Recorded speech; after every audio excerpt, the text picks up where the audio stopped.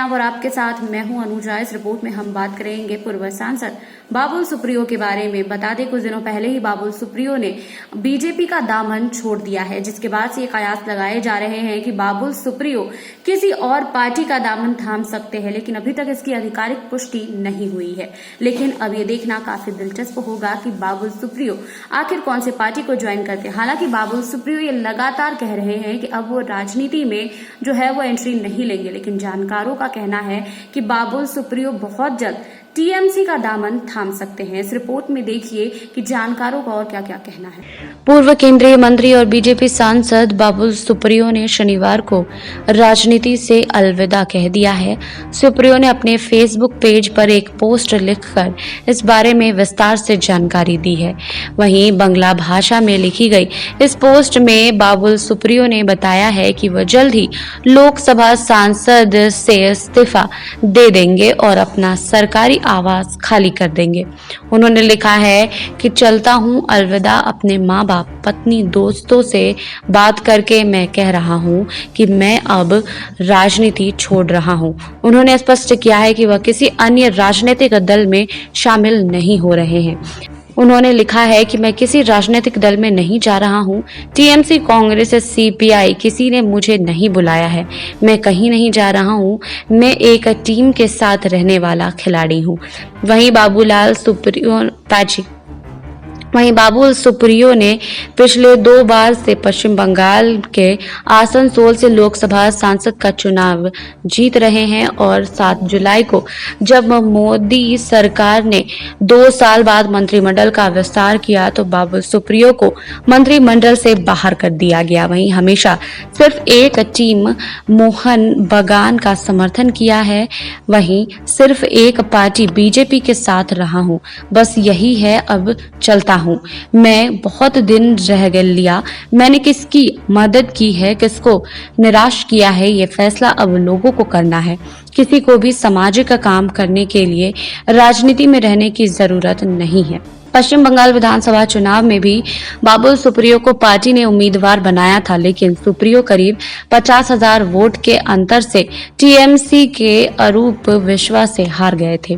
साल 2014 में लोकसभा सांसद बनकर संसद पहुंचने वाले बाबुल सुप्रियो अब तक कई मंत्रालयों का कार्यभार संभाल चुके हैं, लेकिन पश्चिम बंगाल चुनाव में 50,000 वोटों से हार के बाद इस महीने की शुरुआत में उनके हाथ से मंत्री पद भी चल गया। वहीं बता दें कि सुप्रियो ने मंत्री पद जाने को राजनीति छोड़ने की एक वजह के रूप में भी गिनाया गया है।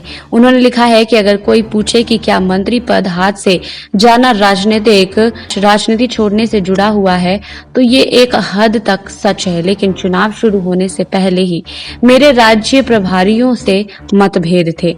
वहीं आपको बता दें कि सुप्रियो ने लिखा है पश्चिम बंगाल में बीजेपी के शीर्ष नेताओं में कलह मची हुई है, जिससे कार्यकर्ताओं का मनोबल टूट रहा है। उन्होंने लिखा है, मैं कहना चाहूंगा कि चुनाव से पहले से ही मेरे और पार्टी नेतृत्व में काफी विरोधाभास था। मुझे लगा कि ये सब सामान्य है, लेकिन अक्सर इन घटनाओं को उठाया जा रहा था।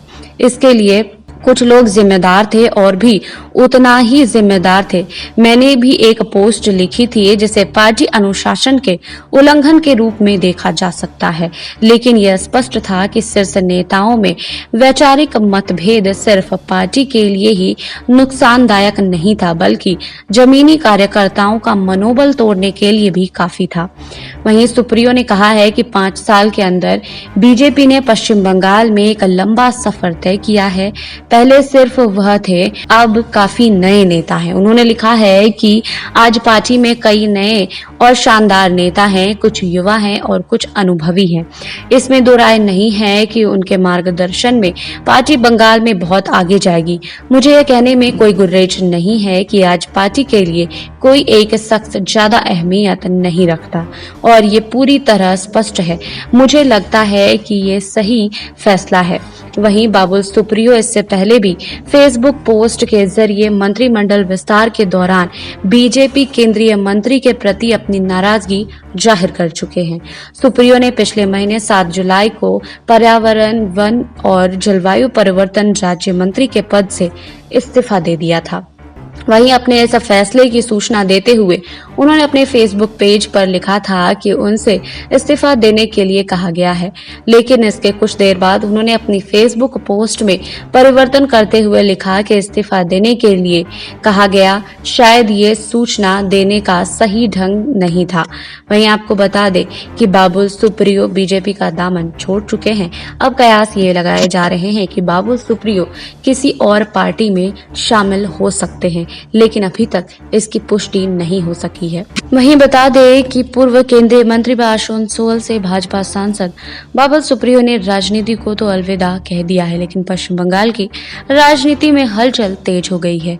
राज्य की राजनीति पर नजर रखने वाले जानकार का कहना है कि बाबुल सुप्रियो का यह पॉलिटिकल ब्रेक जरूर हो सकता है, लेकिन सियासी संन्यास नहीं। कयास लगाए जा रहे हैं कि बहुत जल्द ही बाबुल सुप्रियो बंगाल में ममता बनर्जी की पार्टी से अपना नाता जोड़ सकते हैं। चर्चा है कि बीते कुछ दिनों में उनकी मुलाकात ममता बनर्जी के कुछ खास सियासी सिपाह सलाहकारों से भी हुई है। वहीं पूर्व केंद्रीय मंत्री बाबुल सुप्रियो ने अचानक राजनीतिक संन्यास लेने की घोषणा कर एक तरीके से भारतीय जनता पार्टी के नेतृत्व से नाराजगी जताई है। हालांकि सूत्रों का कहना है कि इस नाराजगी के पीछे और अचानक राजनीतिक संन्यास लिए जाने की घोषणा की कई वजहें हैं। वहीं सूत्रों का कहना है कि पहली बात तो पश्चिम बंगाल के विधानसभा चुनाव में बाबुल सुप्रियो को जब टिकट देकर मैदान में उतारा गया तो यह फैसला ही बाबुल के गले नहीं उतरा था।